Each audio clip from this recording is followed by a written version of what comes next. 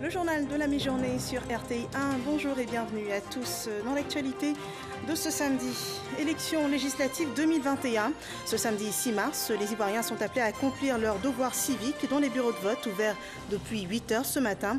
Un scrutin au sortir duquel seront désignés les 255 députés de l'hémicycle ivoirien pour cette élection. Candidats indépendants et les grandes formations politiques sont en lice. La pluralité de ce scrutin est saluée par le chef de l'État, Alassane Ouattara, qui a accompli son devoir de citoyen en votant ce samedi au lycée Sainte-Marie de Cocody. Il a invité ses concitoyens à voter dans la quiétude et la paix. Et puis une perte pour la Côte d'Ivoire. Riri Lou Colette nous a quittés la nuit dernière.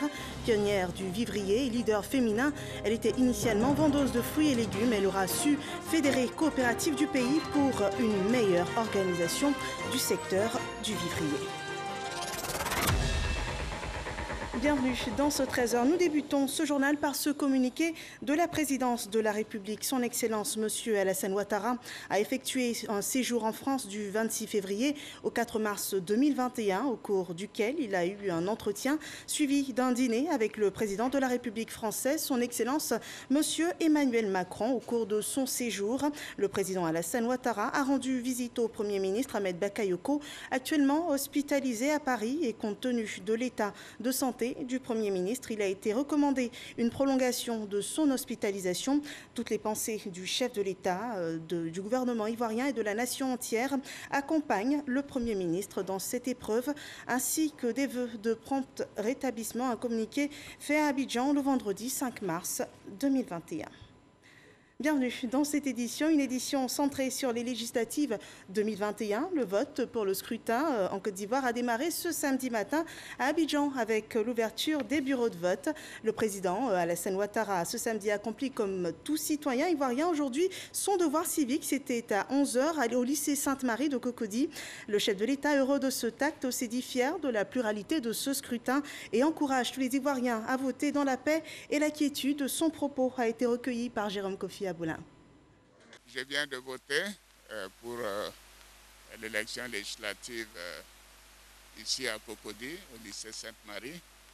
Je me réjouis de l'avoir fait, c'est un devoir citoyen et j'encourage tous nos concitoyens à le faire, d'autant plus que c'est la vraie première élection pluraliste depuis 20 ans, parce que de 2000 à 2010, le RDR n'avait pas pu participer aux élections législatives. Et de 2010 à 2020, le FPI, donc avec son membre fondateur, n'avait pas voulu participer au scrutin. Le fait que tous les partis significatifs participent à ce scrutin est une évolution qui confirme l'élan démocratique dans notre pays. Alors je voudrais ajouter que la campagne a été apaisée. Je m'en réjouis et c'est ce que j'ai toujours voulu. Je pense et je souhaite que l'épisode malheureux de 2020 et de 2010, les épisodes des deux élections présidentielles, soient définitivement derrière nous et que les Ivoiriens puissent choisir à compter de maintenant, en toute quiétude et dans la paix, leurs représentants, que ce soit pour le pouvoir suprême de l'exécutif, le pouvoir législatif ou bien évidemment les élections locales avec les mairies et les élections des conseils généraux. Voilà, après les campagnes qui se sont déroulées dans un climat de paix, le chef de l'État, Alassane Ouattara, invite les Ivoiriens au vote dans la paix et la quiétude. Un mot d'ordre suivi dans la commune de Marcory dès 7h ce matin. Les électeurs ont pris d'assaut les bureaux de vote malgré le retard observé dans l'installation du dispositif électoral dans certains bureaux de vote de cette commune. L'opération a plutôt démarré dans le calme. 2 points de Salimatoudia. 8h27, ce 6 mars, au groupe scolaire Yobou Clément, dans la commune de Marcory. Des électeurs, éparpillés dans la cour de l'établissement, attendent impatiemment l'ouverture des bureaux de vote. Je suis venu pouvoir voter comme d'habitude, comme on le fait chaque 5 ans. Ça fait à peu près au moins 30 minutes que je suis. Actuellement, les bureaux ne sont pas encore ouverts. Et la CEI n'est pas encore arrivée, voire mettre de l'ordre. Voilà, depuis 7h30, je suis là. Et on s'en rend dans 9h. C'est le temps, quoi, parce que là, moi, j'ai d'autres trucs à faire. Si je dois perdre près de 2 heures de temps ici, là, ça ne m'arrange pas. Aucune nouvelle des agents de la CEI. Les superviseurs des différents candidats et représentants de bureaux de vote s'inquiètent. Depuis ce matin, 6h30, nous sommes là et nous sommes présents. Les choses n'ont pas encore commencé. Voilà. Normalement, le bureau doit s'ouvrir à 7h. Jusqu'à présent, là, nous sommes à 8h, 8h30. Les bureaux sont pas. On attend les représentants de la CEI. Tous les bureaux sont fermés. Vous pouvez le constater. Tous les bureaux sont fermés. Les électeurs sont là, mais rien n'attend encore de démarrer ici. Il est 8h40 lorsque le véhicule contenant le dispositif de vote fait son entrée. Le dispatching est aussitôt fait. Ils n'ont pas s'inquiété, on va commencer bientôt. On avait un problème de véhicule, c'est ce qui a fait qu'on pourrait commencer maintenant. Aux cours locaux, dans la même commune, les votes ont démarré à 9h sous les yeux des observateurs. Le bureau est ouvert à 8h. Les matériels sont arrivés à 8h30. Depuis 7h12, les forces de l'ordre étaient présentes sur le lieu. Donc, vraiment, il pourrait dire, vraiment, les choses vont bien. En présence des forces de l'ordre, les électeurs se succèdent dans l'isoloir. J'ai voté, je suis heureuse. J'ai fait mon droit civil. Je dirais à tout le monde de venir voter. C'est d'abord la première chose, dans le calme, dans la discipline. Et je pense que c'est la Côte d'Ivoire qui gagnera. Les électeurs de Marcory se disent dans l'ensemble rassurés du bon déroulement des votes. Un retard observé dans le démarrage à Marcory, mais dans la quasi-totalité des bureaux, les opérations de vote ont commencé à l'heure, nous dit Lanciné Bakayoko. L'exemple à Aboville, depuis le groupe scolaire Plateau 3. Oui, ici, dans la Nyebi et même dans la Mé, beaucoup craignaient et même craignent des débordements. Pourquoi ? Eh bien, simplement parce que ces deux régions ont fait partie des foyers de tension pendant les élections présidentielles. Mais jusque-là, il n'en est rien. Les opérations de vote se déroulent plutôt bien dans une ambiance bon enfant. En vérité, rien de très étonnant puisque les campagnes ont été menées dans le respect mutuel, sans invectives infamantes. Il y a eu comme une sorte de charte morale de bonne conduite. D'ailleurs, dans les QG et meetings où nous nous sommes rendus, tous les candidats avec un esprit républicain ont appelé à préserver le climat de paix et de sérénité. Message apparemment entendu par les électeurs. Mais pas question de pavoiser pour autant, puisque la période cruciale en matière d'élection reste le dépouillement, ensuite la proclamation des résultats. Sur ce coup, il est pour le moment risqué de dire ou même de prédire que tout est gagné. Et nous poursuivons le point de cette journée de vote dans la circonscription électorale d'Aboisseau commune. Les bureaux de vote ont ouvert à 8h précises. Notre reporter Mahama Traoré relève l'affluence des électeurs et une forte présence des forces de l'ordre pour la sécurisation des lieux de vote. Nous le retrouvons à l'EPP municipalité d'Aboisseau. Salle des fêtes de la mairie d'Aboisseau, l'un des 20 lieux de vote que compte la circonscription électorale d'Aboisseau commune. Des électeurs sont présents dans les 6 bureaux de vote pour s'acquitter de leurs devoirs civiques. L'opération a tout de même démarré avec un léger retard. Dès le matin, à 7h, comme nous sommes arrivés, il y a eu un souci au niveau de l'aménagement de la salle. Donc ça nous a pris un peu de temps. Et c'est jusqu'à 8h25 qu'on a pu commencer véritablement les élections. Passé ce contretemps d'une vingtaine de minutes, l'opération se déroule sereinement. Des électeurs se réjouissent d'avoir déjà glissé le bulletin dans l'urne. Je suis arrivé à 9h et ils ont contrôlé ma pièce d'identité, plus ma carte d'électeur et j'ai voté.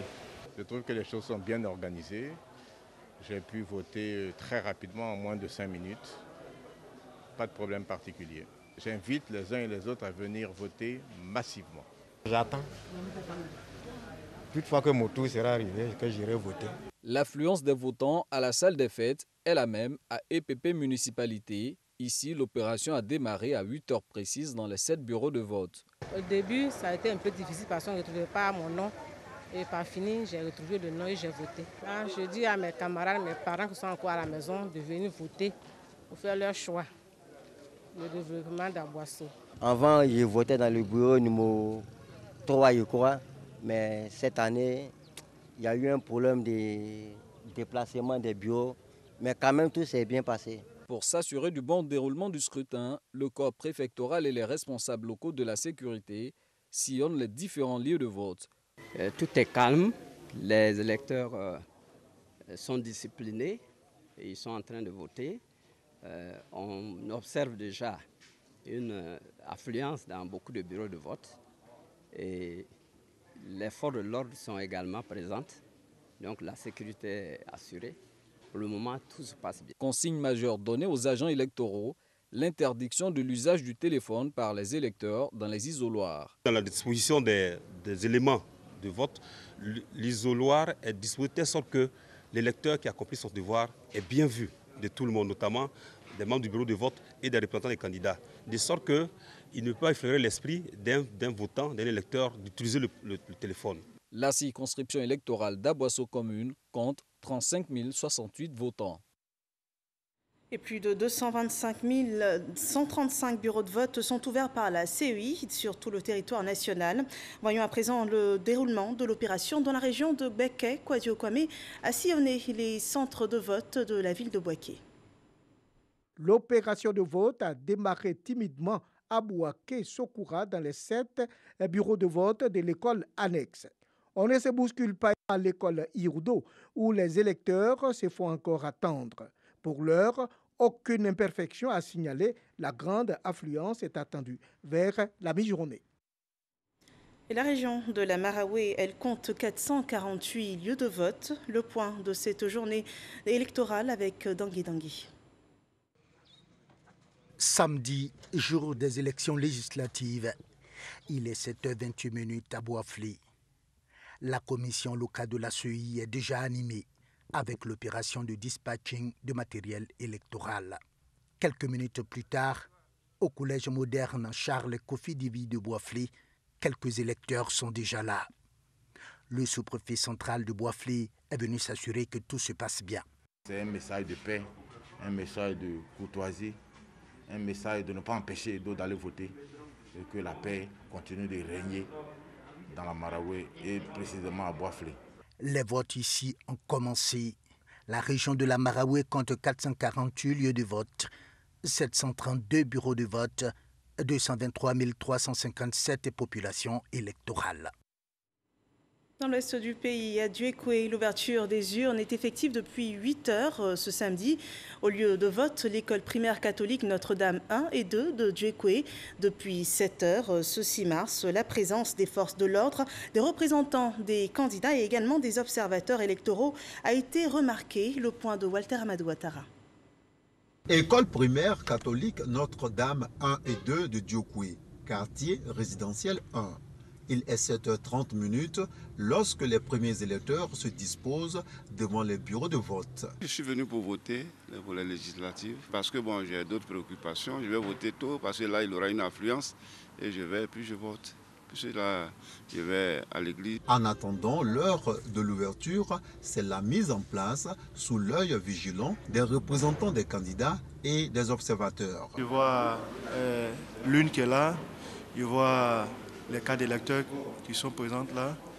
Je vois également les cachinés, en tout cas un peu du matériel que je vois qui est disponible. Pour l'heure, on voit que tout est calme. Il n'est pas encore 8 heures, donc voilà. Nous sommes déjà prêts, on attend 8 heures pour recevoir les électeurs. 8 heures, l'ouverture des urnes est effective au bureau de vote numéro 2. Première à voter, Flancois Marie. Comme moi, je suis venue voter très tôt afin d'aller vaquer à mes occupations ménagères.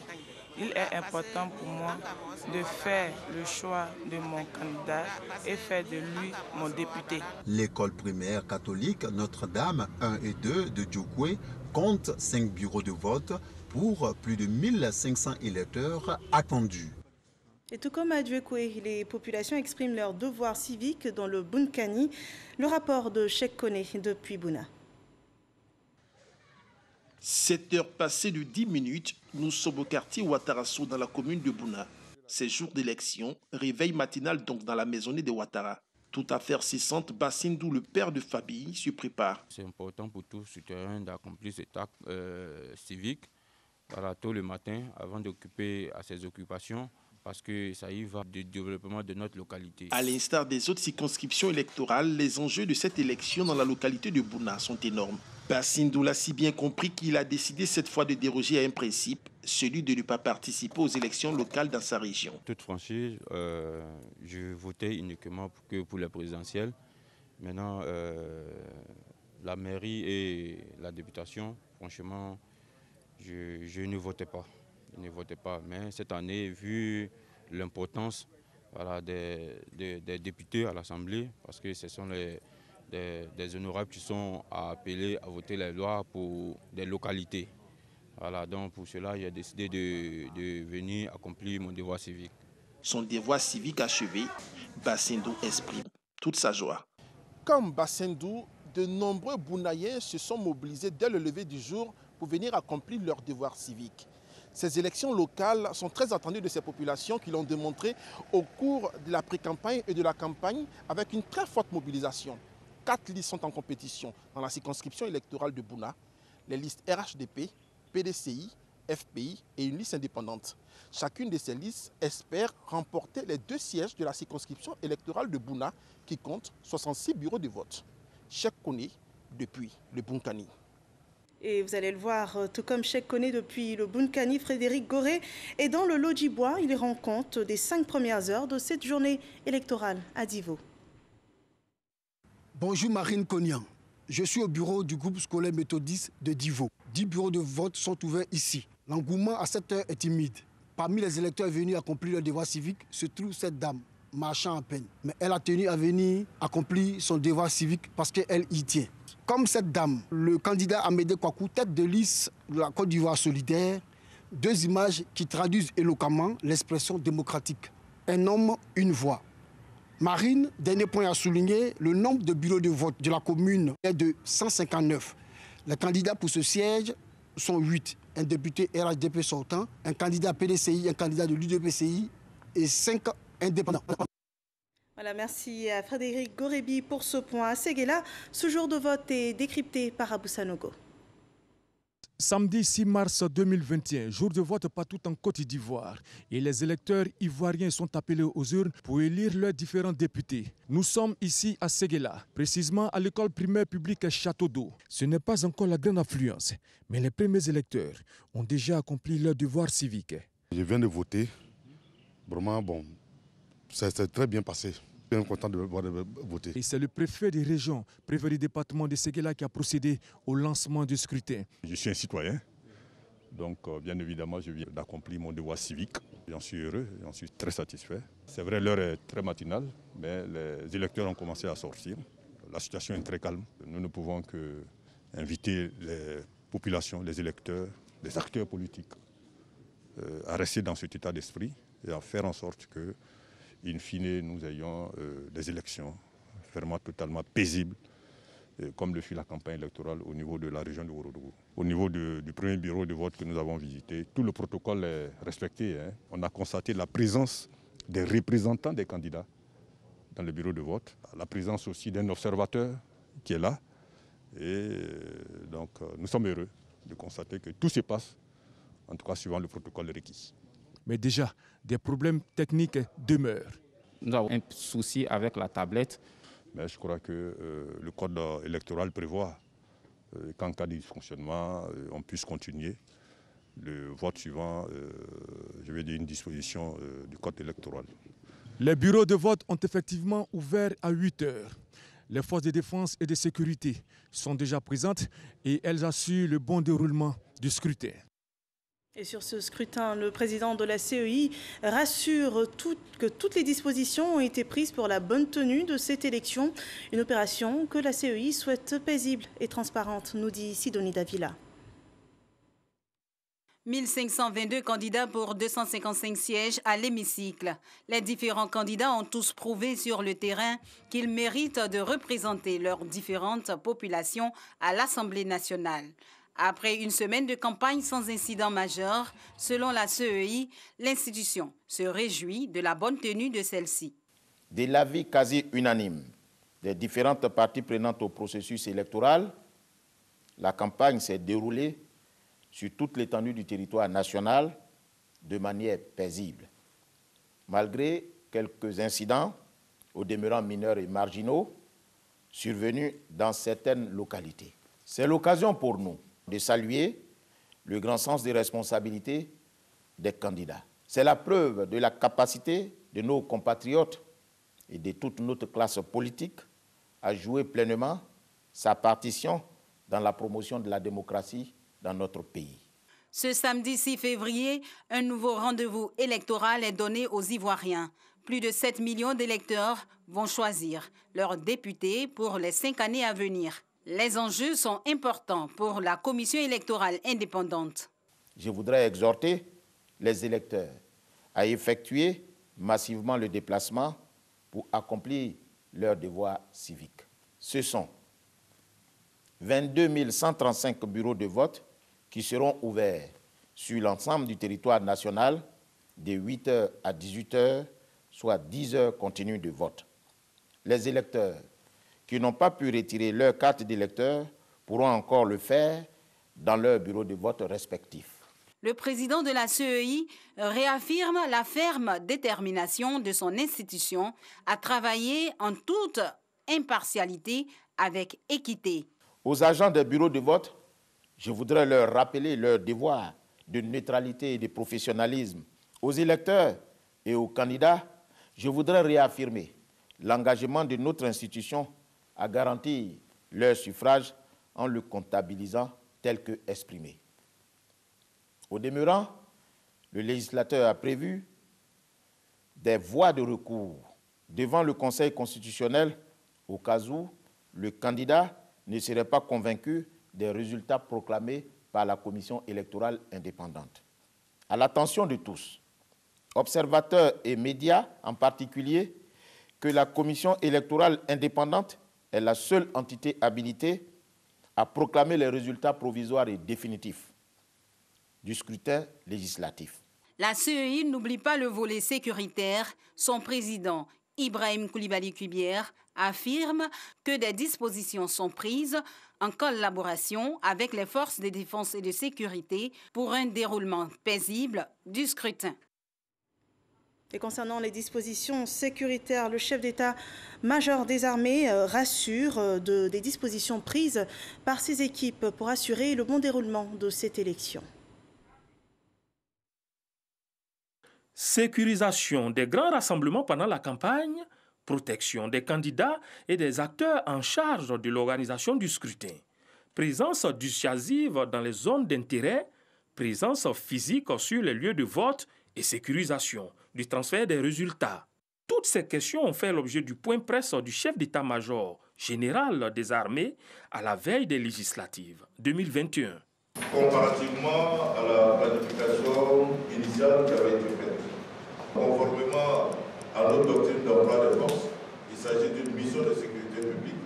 Donc la police et la gendarmerie sont en première ligne. Nous sécurisons les emprises de la CEI, nous sécurisons le convoyage des matériels électoraux, nous sécurisons les lieux de vote, nous sécurisons les axes interurbains et les axes à grande circulation pour permettre aux populations de pouvoir se rendre en toute sécurité dans les lieux de vote.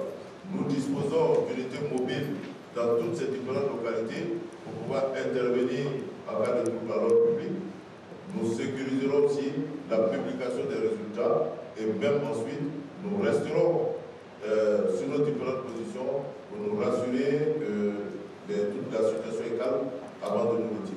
Ce sont environ 34 000 agents des forces de défense et de sécurité qui sont déployés sur toute l'étendue du territoire. Objectif, rassurer les populations quant à l'accomplissement de leurs devoirs citoyens, le vote. Et nous annoncions dans les titres le décès de la baronne du Vivrier en Côte d'Ivoire. Irielou Colette est décédée hier, vendredi 5 mars. L'approvisionnement des grandes villes en produits vivriers était rendu possible grâce aux milliers de femmes productrices et commerçantes que dirigeait cette femme. Son portrait nous est donné par Didier Nguessan. Grande artisane de la sécurité alimentaire en Côte d'Ivoire et pionnière des marchés gourous spécialisés dans le vivrier, Irielou Colette est décédée ce vendredi au CHU d'Angré dans sa 65e année. Avec moins de moyens financiers et logistiques que les programmes alimentaires internationaux et les politiques d'autosuffisance alimentaire, Irielou Colette a su créer un réseau de production et de commercialisation du vivrier depuis une trentaine d'années. Du bas-champ à l'approvisionnement des ménages, en passant par les étals des marchés de détail, la maestro du vivrier en Côte d'Ivoire maîtrisait sur le bout des doigts toute la chaîne de production. De quoi séduire les politiques ivoiriens et organismes des Nations Unies. Son mérite est reconnu et lui vaut plusieurs distinctions, notamment en 2016, le prix d'excellence de la meilleure entreprise de commerce intérieur attribué par le chef de l'État. 8 ans plus tôt, le Fonds des Nations Unies pour l'alimentation FAO faisait d'elle la meilleure artisane de la sécurité alimentaire en Côte d'Ivoire. La présidente de la Fédération nationale des coopératives du vivrier de Côte d'Ivoire, Fenacovici, payée en 1998, tille ainsi sa révérence sans avoir porté à son terme un autre grand projet, celui de la construction des marchés ultramodernes dans la périphérie d'Abidjan. Irielou Colette était mère de 2 enfants. Et l'autre point marquant de l'actualité ivoirienne, c'est l'annonce du retrait de la candidature de Jacques Anouma des élections pour la CAF. Il était présent sur le plateau du 20h hier pour annoncer cette nouvelle. Un extrait de son intervention. La Fédération ivoirienne de football, avec l'accord du gouvernement de la République de Côte d'Ivoire, m'a fait l'immense honneur de présenter ma candidature à l'élection du président de la Confédération africaine de football, prévue pour le 12 mars à Rabat.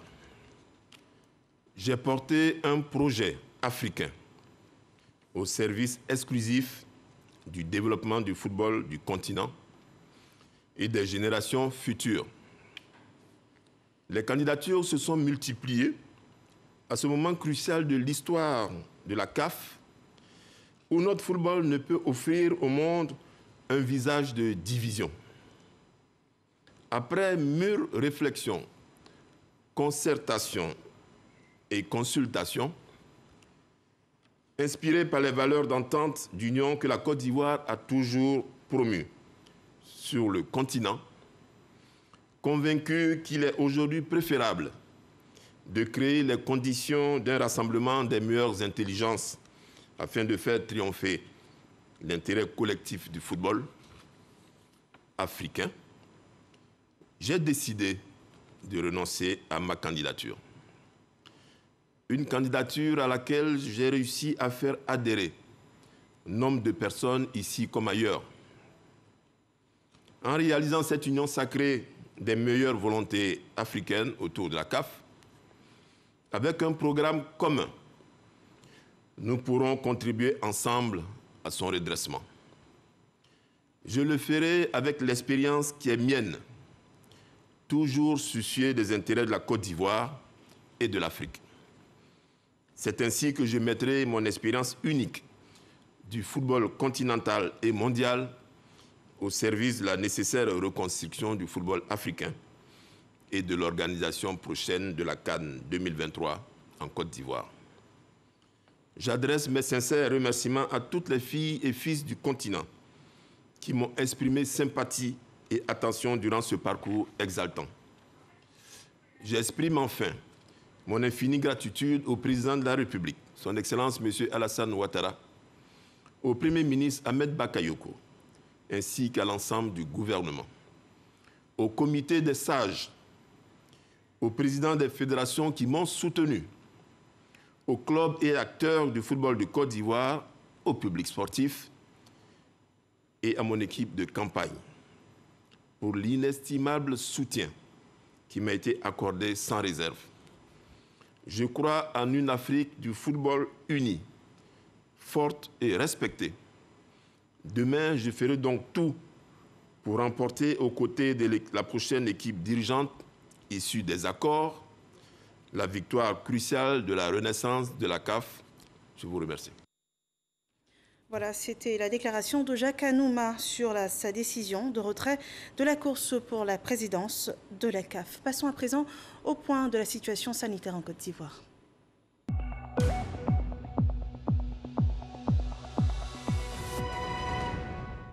Le ministère de la Santé et de l'Hygiène publique a enregistré hier 436 nouveaux cas Covid-19 sur 2961 échantillons prélevés, ce qui représente 14,7% de cas positifs, 109 nouvelles guérisons et 3 décès ont également été annoncés dans ce point. À cette date, la Côte d'Ivoire compte 34 412 cas confirmés, dont 32 354 personnes ont été guéries, 199 personnes en sont décédées et il reste encore 1859 personnes actives. Il faut respecter les mesures barrières. Et dans la lutte contre la pandémie de Covid-19, la Côte d'Ivoire est soutenue. L'arrivée des premières doses de vaccins en Côte d'Ivoire a été enregistrée hier. L'État ivoirien a réceptionné à l'aéroport international d'Abidjan 50 000 doses de vaccins AstraZeneca. Le point de Salima Toudia. 50 000 doses de vaccins anti-Covid-19 en provenance de Mumbai ont atterri à l'aéroport Félix Houphouët-Boigny d'Abidjan ce vendredi 5 mars. Des doses à la Côte d'Ivoire au nom de la solidarité entre les deux pays touchés par la pandémie. Prime Minister of India. Le Premier ministre Narendra Modi de l'Inde a promis, n'est-ce pas, à l'humanité que l'Inde dispose de capacités en matière de production de vaccins. Cette capacité sera utilisée pour combattre Covid-19 à travers le monde entier. Ce jour est un jour spécial, n'est-ce pas, dans la relation bilatérale entre la Côte d'Ivoire et l'Inde. Un ami, n'est-ce pas, dans la difficulté est un ami réellement. Ce n'est pas le moment, n'est-ce pas, de dormir sur nos lauriers. Avec l'arrivée des vaccins, c'est le moment, n'est-ce pas, de renforcer la lutte jusqu'à ce que nous arrivions à bout de ce virus. Ce dont réconforte l'État ivoirien dans la continuité de la mise en œuvre de son plan de riposte contre le virus. Au nom donc du ministre de la Santé et de l'Hygiène publique, je tiens à remercier ici publiquement l'ambassadeur de l'Inde qui, à travers ce don, nous apporte un appui indispensable dans la seconde phase de nos plans de riposte. Ces 50 000 doses s'ajoutent aux 504 000 doses de vaccins reçus il y a quelques jours dans le cadre du dispositif COVAX, ce qui a permis à la Côte d'Ivoire d'être le premier pays africain à démarrer la vaccination. Voilà, nous terminons ce journal centré sur ces élections législatives 2021. Sachez que la plupart des bureaux de vote ont ouvert ce samedi à 8h. La fin du vote est annoncée pour 18h. Le vote se déroule pour l'instant dans de bonnes conditions sur toute l'étendue du territoire national. Notez également que le chef de l'État, Alassane Ouattara, a accompli ce jour son devoir de citoyen en votant ce samedi au lycée Sainte-Marie de Cocody. Il a félicité la pluralité de ce scrutin et a invité ses concitoyens à voter dans la paix et la quiétude. C'est la fin de ce journal. Merci de nous avoir suivis. Suivez cette journée d'élection sur RTI 1 à 15h, un nouveau point.